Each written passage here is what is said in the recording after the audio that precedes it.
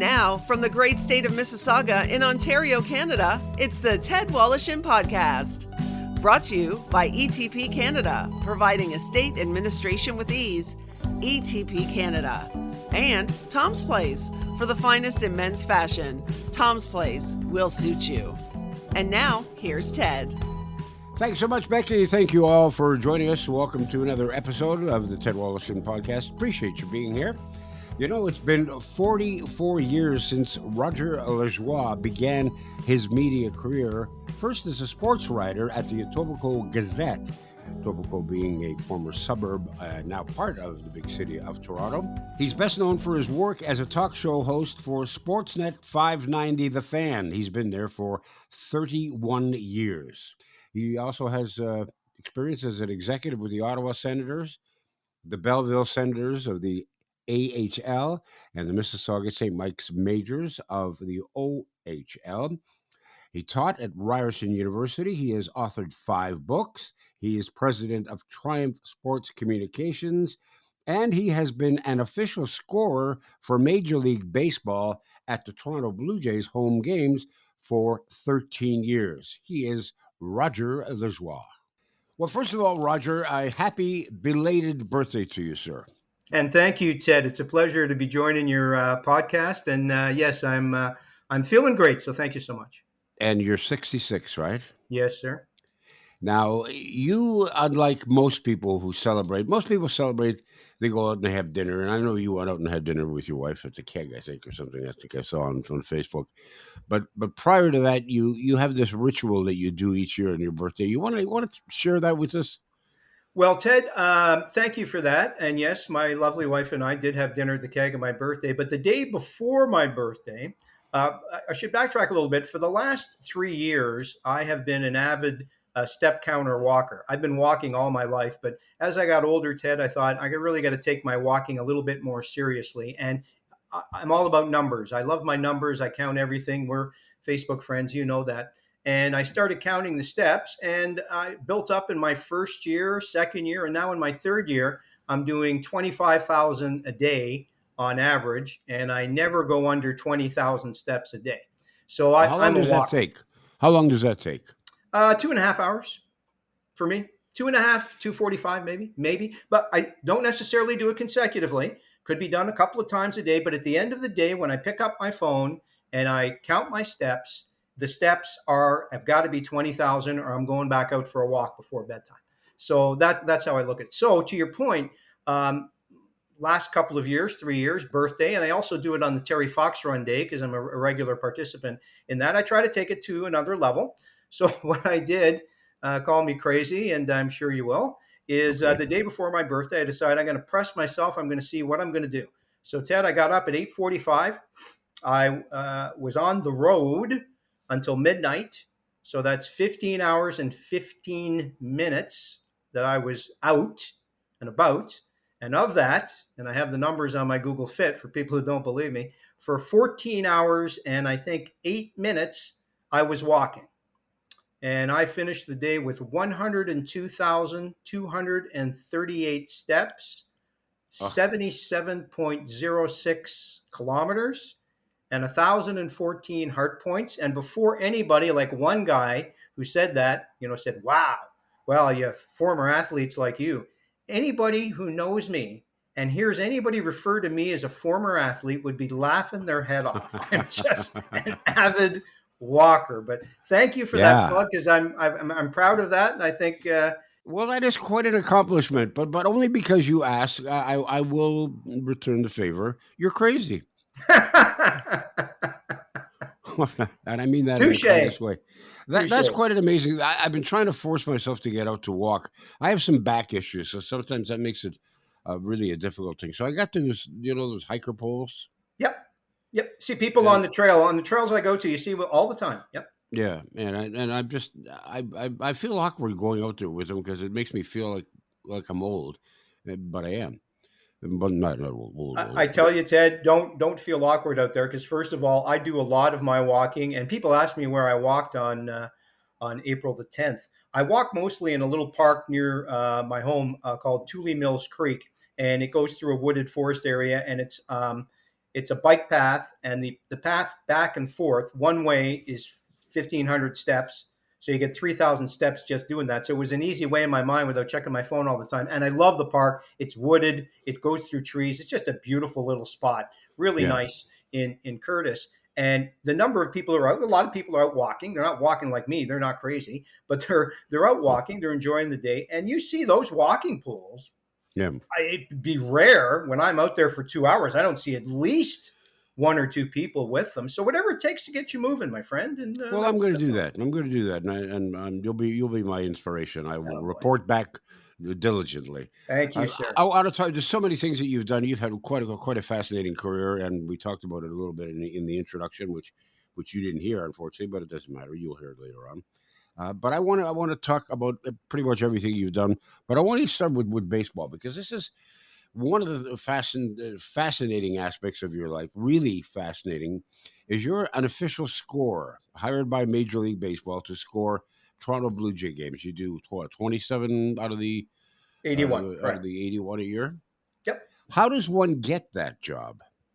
Well, that's a great question. I started with my training. So how does one get that job? Well, first you have to prove yourself to be a fan and a student of the game. And I did that in a variety of ways, Ted. I've had the opportunity in my career as a wire service a writer, mostly back in the day with United Press International and Thomson Reuters, and with a few newspapers, to cover 19 World Series in my career.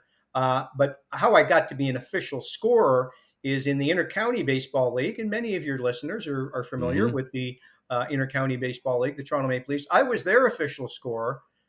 You think I'm crazy? For 35 years. Wow. And in my, I'm going to say 28th, 20, something like that, I got a call from the Blue Jays. One of the official scorers, who I will not name, quit suddenly. Just didn't want to do it anymore. They were kind of, scrambling to get another guy in there. And people had known me. They heard me on the Fan. They knew me as a sports guy. They knew that I'd spent that much time at the amateur level.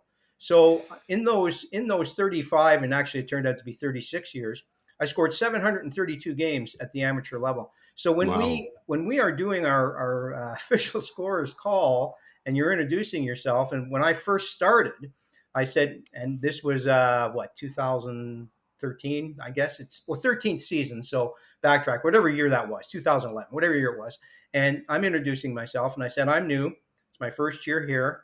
I'm 53 years old. I have not done a major league game, but I've been in the minor leagues for 35 years. And that got or 28 years at that point. And that got a real chuckle from the guys. And they said, well, welcome in. So how you become an official scorer is do it a lot at the amateur level. Yeah. And fortunately, I was good enough that I was noticed. And getting the gig is one thing. Keeping the gig is the hard part, because you better be on your game or you're not going to do it for long. There have been a lot of scorers. It's not for them. It's too much pressure. They don't want to do it. I am very blessed in my 13th season, and my 300th game is coming up at the end of the month. So for those people who are just casual baseball fans, explain exactly what your role as a scorer is. So I score the game on an old-fashioned paper sheet and watch the game. When it is called, but we have a Major League Baseball data operations team, Ted, that sits around me. So they're putting the score in technically on the computer and everything else. But when a call needs to be made regarding hit, error, sacrifice, any of the judgment calls, they turn to me, and I have to make that. So if it's a ground ball to first, bobbled by the first baseman, quick throw over to first, runner beat it out, hit or error, everything stops, and they wait for me to say, is that a hit or an error? And I have, in this day and age, I've never really counted it, but 15 seconds max to make that call and make it right. See, now, unlike an umpire, umpires get booed constantly. I get booed constantly too. Well, but people can't see you. They don't see you. They don't know what, unless they're really paying attention. Then they'll know how it's being scored as a hit or an error. But they're constantly booing umpires because they're calling you the balls and strikes and the things that we all see. Yours is a judgment call as well. But you can, if not alter the score of a game, you can alter someone's yearly salary bonus at the end of the year when it comes time to dish out bonuses, because many players will have bonuses for, let's say you get 30 home runs, it's an extra $150,000 or whatever, or and well, home runs is not necessarily wouldn't fall into your purview, but base hits, so many base hits, you get so many dollars. Well, the last play of the last game of the year, guy gets a hit, and you call it an error, and he doesn't get his $50,000. Yeah, you ever been threatened? I've never been threatened. I guess, Ted, because I like to pride myself in, I really, really try to get the call right the first time. There is an appeal process, first of all, if anybody doesn't like the call on hit or error. The player, his agent, anybody can contact Major League Baseball and request any call I make. It's after the game, but it can be changed. I believe they have 48 hours to make it, and they can request the call be changed. So there is that safety net there. We also, in the last couple of years, we now have an online supervisor who is also watching the game. And after I make my call, I have to make that original call. But after I make the call, I can ask him, can you look at that again? Can you look at that again? We have a variety of camera angles or whatever. So from time to time, we'll make a call and it'll be changed during the game, or via the appeal process, it will be changed later on within 48 hours. So there is that opportunity. But the way you phrased it, Ted, is correct. But I look at it is I tell people, who talk about official scoring, I don't take anything away from anybody. I call the play what it is. Mm-hmm. Is it a hit or is it an error? Because to your example of the hitter, well, he lost his hit and it could exercise his bonus. And by the way, I have a story I might share with you about that, but probably shouldn't, but I might. And however, the pitcher also hurts his ERA. So every call I make hurts somebody. Yeah. Like when you think about it, it's not like awarding assists and goals in hockey. It's like, no, when I call a hit and on a close play, I'm hurting the pitcher. When I call an error on a close play, I'm hurting the batter. Somebody's not going to be happy. Somebody's not going to be happy. And I'm not going to mention any names, but very quickly I'll tell you this. There was one time a player who I will not name made an appeal, all right, in Major League Baseball. And it was called, it was a pitcher, and the pitcher threw the ball, juggled, throw to first base. Official scorer called it a base hit. Play continues. At the end of the game, that pitcher files an appeal and wants an error called on himself. Okay? He wants the error called on himself because he thinks it's an error. And one of the reasons he thinks it's an error, obviously, is the team went and scored 3 runs in that inning and jacked up his ERA. So the appeal committee gets together, they make the decision, they go all the work, they come back, and they reverse the call. They reverse the call, and as a result, that pitcher has 3 earned runs taken off his total, and his ERA is lowered. And as a result of that one decision, Ted, that player got a $750,000 bonus. Wow. And that's a true story. I'm not sure mentioning it the player, I'm not mentioning the scorer, but that is a true story. So yes, is there a lot riding on one call sometimes? Yeah, you're right. Yeah, exactly. A couple of scenarios I just want to toss at you because I played a little bit of ball, not at any level at all, but I played some baseball, some softball and stuff. And there were always the discussion, well, it went off his glove, which means he could have caught it, so therefore it's an error. But that's not always necessarily true because you get a screaming line drive going by a shortstop who's now prone to the ground and it goes off his glove. You can't really call that an error. No, there's a lot of, and that's a great point, Ted. There are a lot of things people assume to be like, first, you hear this a lot. The first hit's got to be a clean one or else it's a no-hitter. No, the first hit does not have to be a clean one. It's either a hit or an error. We do not circumstantial score. It isn't, the no-hitter was up. You can't call that a hit. You're going to call it a hit or an error regardless of the situation. Oh, he's got a hitting streak going. Oh, the pitcher's got a scoreless inning streak going. oh, this is a big hit. None of that matters, first of all. A lot of people think that. To your point, you're also right. There are some people think, well, it hit his glove, then therefore it should be an error. That's not correct either. To your point, yeah, if it's coming off the bat at 112 miles an hour and he's stretching out to make the play, it's a miracle he got his glove on it.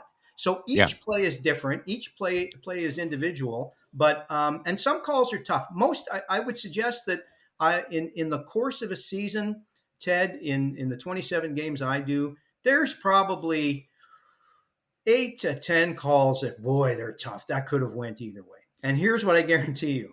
The hitter thinks it's a hit, and the pitcher thinks it's an error. Remember that story? What happens when a fly ball is hit and it's up against the wall? The left fielder's up there, and he's going up, and it hits his glove, goes off his glove, over the fence, home run.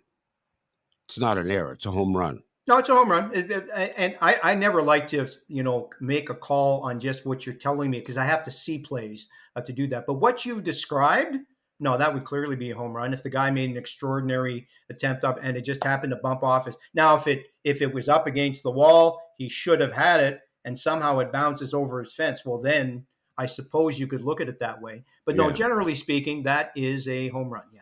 Well, correct me if I'm wrong, but did this not happen to Jose Canseco when he was playing with the Jays? Where hit his head.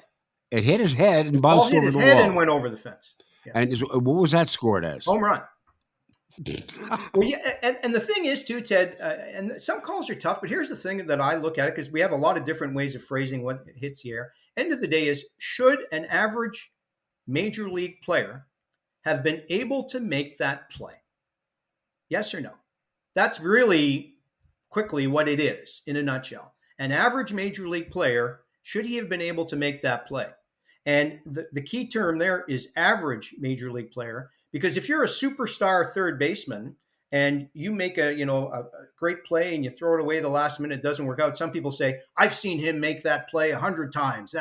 That should be an error. No, that's not an error. It's average major. You can't penalize a guy because he's good. You can't penalize. You have to hold a certain standard when you're scoring the plays. So that's one thing. And then secondly, back to Canseco's example or anything else, you look at it. Okay, so where's the error? So if it's not a home, it has to be something.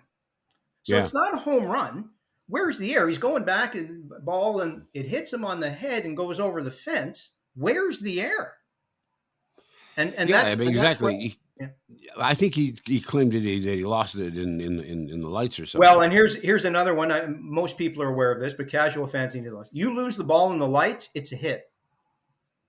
It's a hit. That's like in hockey when a defenseman fires the puck over the glass. Even if he didn't intentionally want to do that, the referee always calls a 2-minute penalty. Mm-hmm. If the player's up and he can't see it, and it's obvious he can't see it, it's a base hit. All right. This is obviously a part of your life that you really enjoy doing. But you mentioned to me prior to turning on our recording switch here that 27 games is about all you can do. You couldn't do 81 games. It's just too intense. Yeah, I could. I could do more if I had to, but 27 is a perfect amount, and the other two scores feel the way. First of all, you need a breather from time to time. I can't imagine doing that 81 games in a row. And then, of course, you talk about, being ready for criticism and the appeals process. And it's just too mentally taxing. I think I know there are other scorers in Major League Baseball. Some guys are still doing 60 games a year, maybe some guys, I guess. And they're comfortable with that. But I like the 27, Ted. I like to be fresh. I like to be ready to go in the ballpark. What happens if you got to go to the bathroom? I wait till between the innings, buddy. I ain't going nowhere. 13 years, I've never missed a pitch. I've never missed one of those 11-run innings, and you're crossing your legs like 3 times over already. You got to be judicious in how much you're drinking, and you got to time your breaks. And fortunately, there's a washroom right behind us, so we can get there pretty fast. Ted Woloshyn returns in a moment.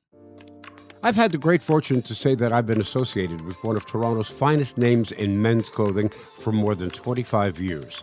Tom's Place. Founded by Tom Mahalik father in 1958, Tom's Place offers brand name men's apparel at unbeatable prices. But more than that, they boast a long-serving, knowledgeable, and friendly staff that can assist you whether you're looking for casual or formal attire. And they have plenty of first-class tailors on site. In addition, Tom and his family are well known for their philanthropic work. So if you're looking to deal with great people who can fulfill your clothing desires at outstanding prices, do yourself a favor and visit Tom's Place. They're open weekdays from 11 to 6, Saturdays 10 to 5, and Sundays noon to 5. You'll find Tom's Place at 190 Baldwin in the heart of Kensington Market. Or check them out online at toms-place.com. Tom's Place will suit you. Have you been tasked with the role of a state executor or expected maybe in the future you will be? Well, if so, let me make your life a lot simpler by introducing you to my friend Debbie Stanley. Debbie is the founder of ETP Canada. They specialize in estate administration. Their goal simply is to help Canadian executors understand their role and how to deal with the loved one's estate. Let's face it, there's no school for this, but ETP Canada offers services such as executor support, estate accounting, and they have a new online course called Executor Ready. It's an engaging video designed to make estate administration easier and affordable. And those are two comforting thoughts during a stressful time. So call Debbie Stanley at 1-866-309-0387. That's 1-866-309-0387. Or you can get her at info@etpcanada.ca. That's info@etpcanada.ca. Now back to Ted Wallachin. Let's go back to Roger Lajoie's beginnings in media. It's been for 44 years since you started as a reporter, a sports writer for the Etobicoke Gazette. Now, for those people who are listening outside of the province or the country, Etobicoke used to be a separate city, and it now got swallowed up into the big Toronto. It's in the west end of the city. How old were you, Ben? I can do the math, but you tell me. That was 1980. So I was 22 years old. I was in my final year of the journalism program at what was then called Ryerson University. The job was posted on a bulletin board. I wasn't going to take a job. I was going to graduate first, but I saw it. It was in January, and it said part-time sports reporter, Etobicoke, all day Monday, all day Tuesday, occasional nights and weekends, $150. And I looked at that and I said, man, that's an entry-level job in the business, and it's a sports writer, and it's in Toronto. Like a lot of students, even today, Ted, everybody, where's that first job going to come? And I thought timing wasn't great, so I took it. And even today, when you think about it today, Roger, sorry to interrupt. When you think about it today, a lot of those smaller newspapers, they don't even exist anymore. It's so tough. It's always been a tough business to break into, Ted, as you know. But right now, my goodness, like especially if it's sports, and it's got to be sports for you, as it was for me. If it's got to be sports for you, it's like being an actor. Like, honestly, like I'm not going to tell anyone not to be an actor.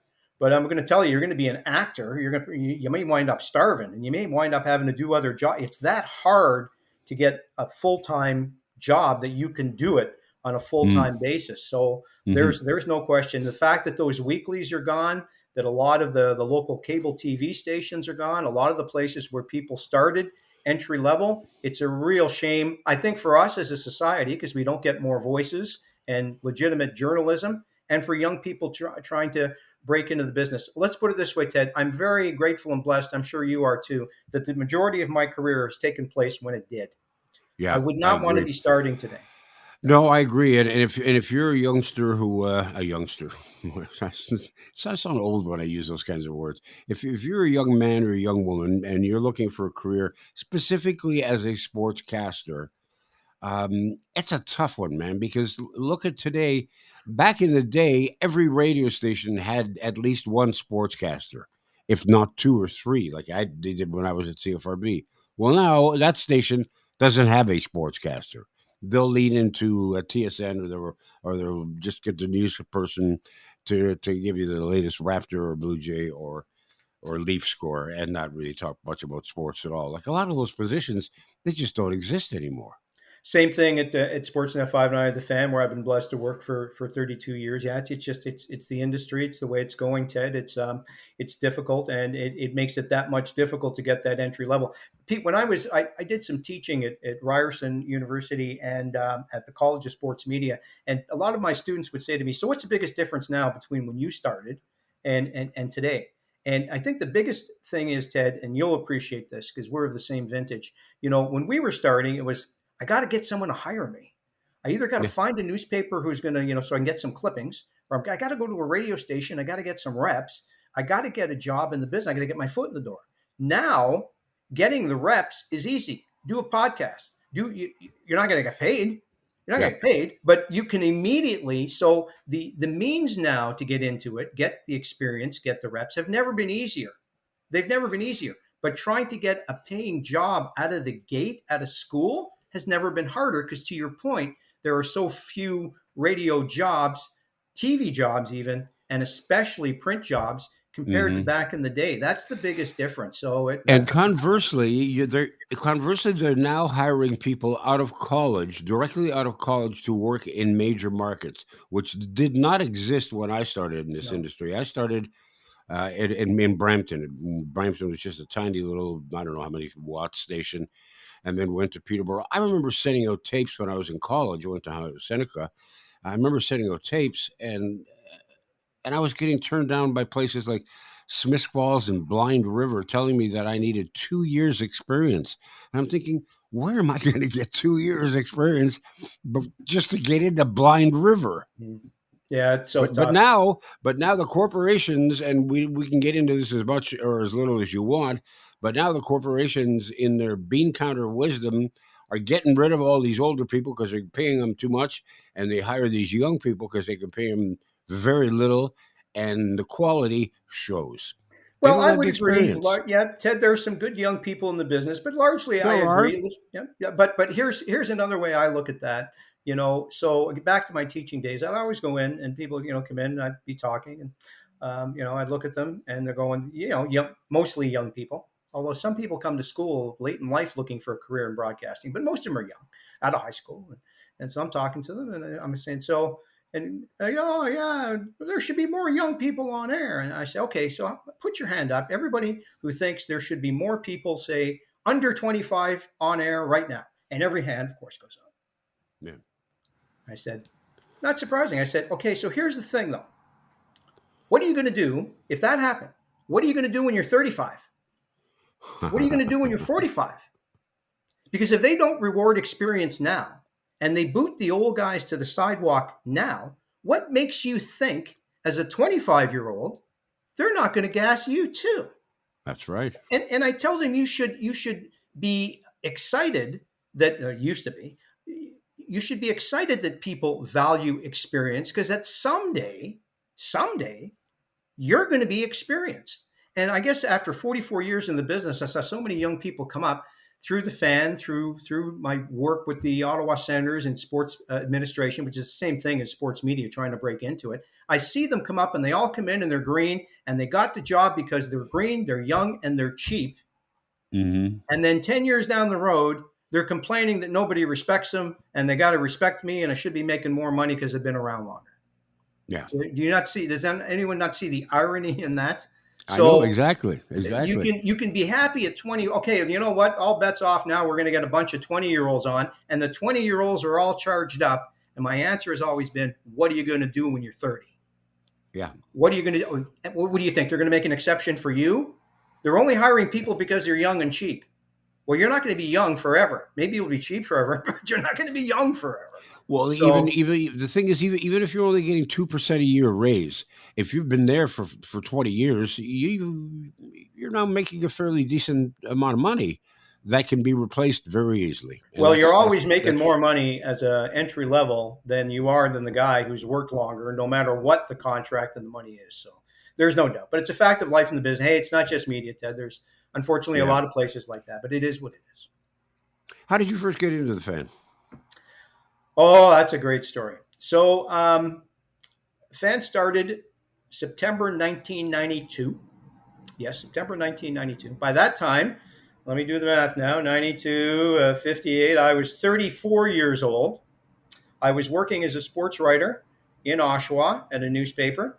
I was working also as a stringer for United Press International, and the fan came on. I had a great friend of mine, and people might not be aware. People in Toronto know Norman Rumack, the late night vampire. Norm and I were friends 5 years before Norm ever got his chance on air. And Norm He was a producer of mine. He produced a talk show that I did at CFRB. There you go. So you know. And so anyway, he got his chance, and he was great. He was doing his shtick, Hammerhead Alert, all this stuff. And so he asked me, he said, "Hey, Raj, can you come on as a guest sometime?" And I said, "Sure, Norm. That'd be a good experience. I don't care. I'll do it. I'm not a radio guy per se, but I'll do it." So I went on as a guest on Norm's show, and they started using me on a couple of other shows. And Norm was on late night back in those days. And, I'd come on with him for an hour and a half. I'm just sitting at home. I finished the game. I got a beer going. I'm on the phone with him. We're having a blast. We're talking, having some fun. The program director at that time, Alan Davis, called Norm in and said to him, "Hey, Norm, good job in the show." He's going over. He says, "Who's this Roger Lajoie guy?" He said, "He's on so long." And Norm goes, "Well, Alan, it's tough to get guests." And so Norm sort of thought he was like maybe in trouble. And Alan goes, No. He's good. You should mention this to him. Maybe he would like to do some shows here." So Norm says, "Hey, Roger, Alan Davis, you mentioned." I said, "Oh, great." So I called Alan Davis, and he said, "Okay, come down and see me." And so that would have been November. I went in. I had a interview. It was good. We had a good discussion. And then I didn't hear anything back, Ted, for 2 or 3 weeks. And then one day, out of the blue, he called me. He says, "Listen, I got a show you can do. Can you do Saturday?" I believe it was noon to 5. I said, Absolutely. And I said, "What am I going to talk about?" And he said, "Oh, just the general stuff. And it's a weekend, so don't forget to do the weather every once in a while because, people are out and about." Okay, bye. That's fine. The station's new. I'm new. It's kind of chaotic. And I guess they like me because I'm at 3,989 shows now. So 11 more to go for 4,000. And just as a couple of times a week fill-in guy, Ted, I've been the same role at that station for 31 years and 4 months. And I'm about to hit 4,000 shows. So you must have been an accountant in a past lifetime because you got this thing with numbers. I am obsessed. You're counting steps, you're counting shows, you're counting hours, everything. You probably go to the zoo and count animals' teeth. Yeah, there was 11 zebras the last time I was at the zoo. 3, 9. Some of the great highlights for you over the years at the fan Sportsnet. Oh my goodness, so many. I've at one time or another filling in during the day. I interviewed Jean Belleville, Wayne Gretzky. Trying to think of some of the names. Mostly as a fill-in guy weekends. Most of it is sports talk. I'm not getting guests of that magnitude, but right. So I had an opportunity to interview some terrific people. All the remote shows we've done over the years, I love them. I've been at a lot of special events. Broadcasting live, as you know, they did the same thing at CFRB. That's been a thrill. Ted, it's just sports talk radio is just so fantastic. It's not even a job. I don't say it to demean it. I just to say how much I love it. And it's what we do sitting around at a bar with buddies, except we turn the microphones on. And that's what it is. And so there hasn't been one or two particular moments outside of interviewing people of that ilk. But it's just been a part of the sports scene and on the peripheral of it. But being able to be a part of Toronto sports for such a long period of time, I am blessed beyond belief. I cannot thank them enough. The good news and the bad news for both of us, Roger, is that we get to meet some of these great people, many of whom we look up to. They're either young heroes when we were young kids, or they're politicians, or they're authors, just people that you respect and you respect their work. That's the great news. The bad news is sometimes you meet somebody, you really like their work, and the guy turns out to be a complete knob. And you're so disappointed. You think, "Oh my God, now I can never watch this guy on the big screen anymore, and I can't cheer Ted, for him." It's funny you say that, but that's another thing for my teaching days. I told students, they said, "Geez, one of my challenges, I'm such a Jays fan, or I'm such a Leaf, or whatever your favorite team, Chicago Blackhawk fan, doesn't matter. I'm such a fan. And they said, "Who's your favorite team?" I said, "I don't have a favorite team anymore. I dropped that after I was a couple of years in the business." And they go, "Well, why?" Well, first of all, you start to look at it from a more objective standpoint. And to your point, at some point when you're covering your favorite team, you're going to meet somebody who gives you a bad time, or you're going to meet somebody that disappoints you. And all of a sudden your fandom drops and you realize, first, I'm a professional. I got to do my job. And secondly, these guys, maybe some of them aren't as great as I thought they would. So the illusion of that can sometimes get cut. But listen, vast majority of them, Ted, oh my goodness, I'd put it at above 95% in sports are great people. You know the old expression in baseball when you were growing up is tie goes to the runner. Mm-hmm. Does the tie go to the superstar as a scorer in baseball? No. I can say that categorically, no. And again, I go back when we talked about it earlier. There's no such thing as circumstantial scoring. So just because it's a ground ball and it's hit to a guy who's the fielding leader, this happens a fair amount. He's the fielding leader. He hasn't made an error in 32 games. It's one of those, if he plays, you got to put that aside and go back to what I said earlier. Should an average major league player have been able to make that play? Yes or no?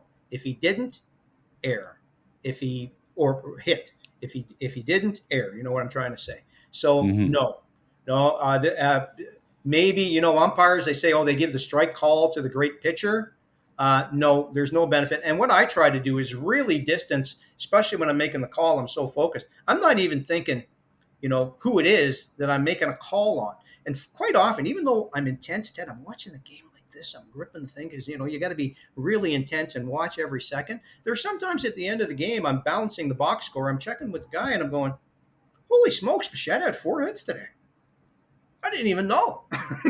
I'm not tracking it. How about that? Yeah. Like, so, no, I'm very confident in saying there's no bias.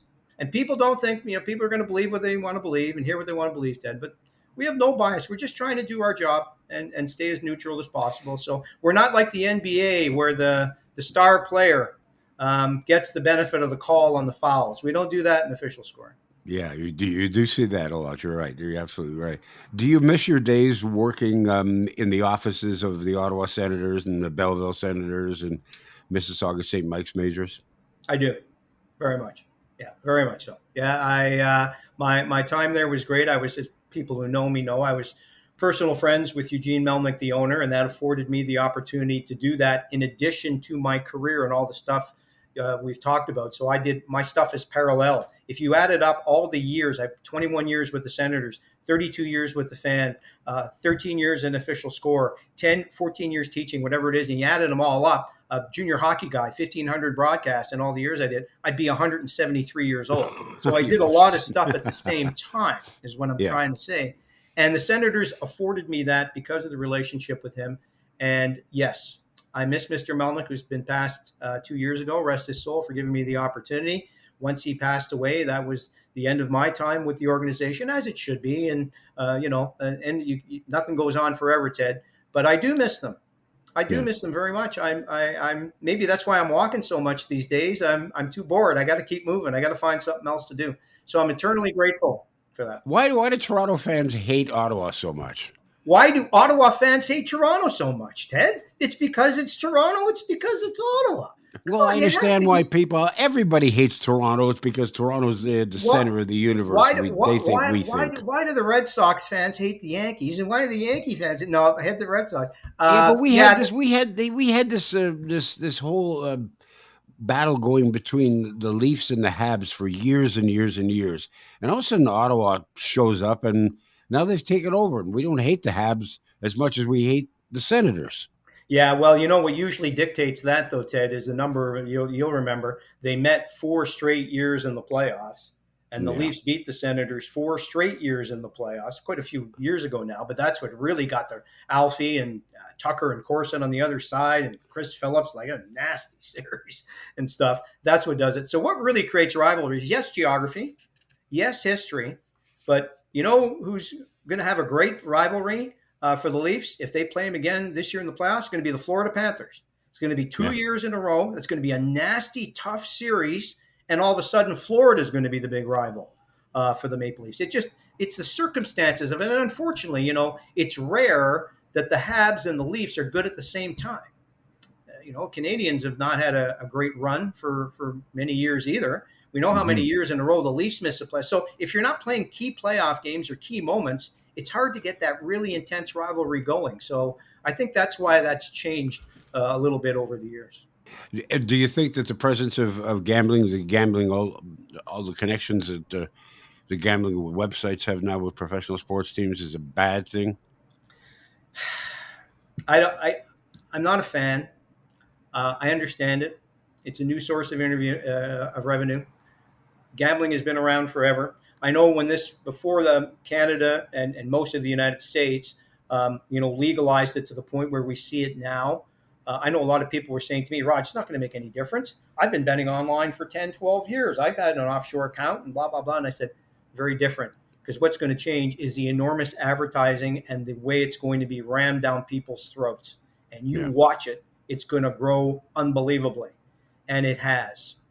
It's a danger. It's a danger. And we're already seeing it in certain circles. It's something to watch, Ted. I always had a line with my students: monitor industry trends. Keep an eye on what's happening in the industry. That's a trend to watch. It's a very dangerous situation. Sports is great. It's a Goliath. We love it. But if anything comes untoward in terms of the legitimacy of results, that could collapse like a house of cards in a hurry. So I'm worried about it, and I don't like it. So and I'll leave it at that. All right. Are you happy with the renovations at the Rogers Center? Beautiful. Place looks great. Yeah. Place looks great. I think it's terrific. I was more impressed last year, to be honest with you, than this year, because the bottom seats. All right, so the rich folk have a concrete banner now, and the seats are a little bit more. And we all know the controversy. Some people got pushed out of their seats, and I get it. It's the way it is. But Rogers Center now, and I think it was, it might have been Ross Atkins who said this, but I like the way it was phrased by the team. It's, in my opinion, it's no longer a stadium. It's a ballpark. Yeah. It's got a ballpark feel. It's got 40,000 seats now. It's a little tighter. The sight lines are great. The bullpens. You sit behind the bullpen, you're like a couple of feet away from guys who are warming up. The restaurants, the room to walk around. I think it's terrific. I know the ownership gets criticized because they wanted Ohtani to sign with Toronto, and so did I, for that matter. But end of the day is I'm not going to criticize him for making the ballpark a lot nicer to be in. It's beautiful. You know what people don't realize that it was designed so that baseball and football could be played there, and because of that, the seats had to be pointed in a way that you were facing the outfield as opposed to facing the infield. Absolutely so right. Now, right? Absolutely right. Now, I don't think you could play a football game in there now. Well, you probably could, but it would be as awkward as. Yeah, exactly. It just wouldn't work. It's a ballpark now. There's corners. There's fences. Where does Roger sit during the game? Where's your little cubby hole? I have a pretty sweet seat, and I got to stop bragging about it because people are really getting jealous and mad at me. But I sit at home plate. I am dead center. I have one TV to my left, another to the right. The MLB data operations sit. We're in our own little room. It's called a room because it's a room, and I am right next to the Sportsnet 590 The Fan play-by-play booth. And next to them is the out-of-town radio play-by-play booth.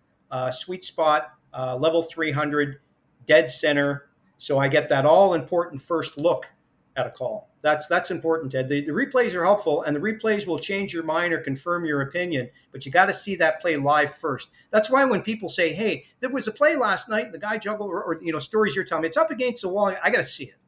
I got to see it live in the way it plays, and the seat helps me to do that. I love it. It's a beautiful play. Well, next time I watch a game, which would probably be in the next day or so, I'll be thinking of you, and I'll be thinking of how focused and steely-eyed you are in the game, and probably counting the steps of the runners. Well, Ted, I thank you for that. And listen, I want to say one thing to you before I go. So I've been in the business, and I've had the opportunity to teach as well. And I'm proud of my career. And you're right, I've done a variety of different things. But you, sir, you are a legend. You have been in this business. You are one of the icons of Toronto radio. You were there for so long. It's wonderful. You're still doing the podcast. You're still entertaining. You're still a great interviewer. And I said when I took my steps, I put a quote from the poet Dylan Thomas, and I applied it to me. and I said, and he applies it to everybody in the poem, for people not familiar with it, is about understanding that the end is near and you're getting older and coming to grips with it and being okay with it, but fighting and grabbing every minute. That is what the poem is about. And the line is, do not go gentle into that good night. So Ted, that's my message to you. Do not go gentle into that good night. You got a lot of juice and a lot of people still to entertain, my friend. And it was a pleasure. Those are very, very kind sentiments, and I appreciate that, Roger. And I appreciate you taking the time to chat with me. My pleasure. Ted, all the best. And folks, I hope you're enjoying a legendary broadcaster here in his podcast. Keep up the good work, my friend. All the best. You too. Take care. That will do it for another episode of the Ted Wallachin Podcast. Thank you so much to Paul Gatt and to Becky Coles and to all involved, and especially to you for listening. If you'd care to listen back on some of our past episodes, in case you've missed them, you can go to www.tedwallachin, WOLOSHYN.ca, and you'll find the latest and everything we've done for this past 2.5 years now. And please feel free to leave a comment or a question. We appreciate that, and we get back to you as soon as we possibly can. When I say we, I mean me. But again, while you're on the line, don't forget, fill out your organ and tissue donation card. You could change or even save a life. In the meantime, have a great week. The Ted Wallachin Podcast has been brought to you by ETP Canada, providing estate administration with ease. And Tom's Place, for the finest in men's clothing at unbeatable prices. It's Tom's Place at 190 Baldwin in the heart of Kensington Market. Tom's Place will suit you. The Ted Wallachin Podcast is produced by Becky Coles, that's me. Technical production by Paul Gatt. Music by Bike Thieves. To talk to Ted and for more information on his podcast and our sponsors, go to www.tedwallachin.ca.